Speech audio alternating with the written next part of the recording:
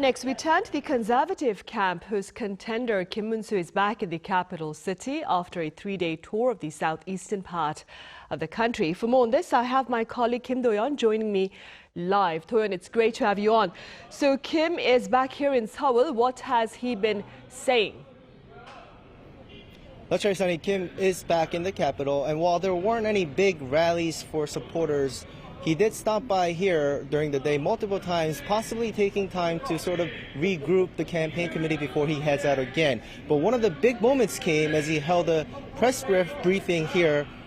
He apologized once again for the declaration of martial law by the party's former president. Take a listen. So I sincerely and respectfully apologize to those struggling to make a living outside of the capital region, to many whose lives have become more difficult, to those feeling weighed down or disheartened, and to all affected by the deepening divisions in public opinion. Kim called the martial law declaration inappropriate, saying even if it's within a president's authority, it should only be used in true national emergencies beyond what the police can handle. As for impeached former President Yoon Suk-yeol, Kim made clear he has no plans to expel him, saying that the decision to leave is up to Yoon himself. That comment came, of course, after the party's new interim leader, Kim Yong-tae, told the media that the idea of expulsion could be considered during the campaign, and he reiterated this point just moments ago, saying that he will suggest it to President Yoon himself. Now, all this reflects Kim's balancing act, trying to hold on to party loyalists while also reaching out to undecided voters, many of whom opposed the martial law move. Meanwhile, Do-yeon, I hear the Conservative Party, it's also ramping up its rebuke of the Liberal Party's pressure on the Supreme Court. Could you explain this for us?